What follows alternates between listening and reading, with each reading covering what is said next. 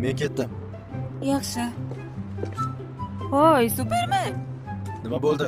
Qani yur biznikiga. Birga makoli ichamiz. U icholmaydi, mashinada-ku. Boshqa haydovchi chaqirsin yoki mashinani qoldirib, o'zi ham shu yerda qolsin. Nima dedingiz? Nima?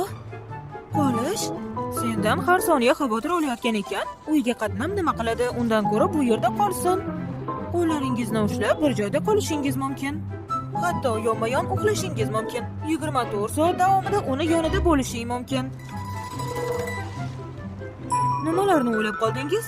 Yo xudo. Hoy, menga qarang, nega ikkalangiz qizaryapsiz? Sen o'zingcha nimalarni o'ylading? Men hech narsani o'ylamadim.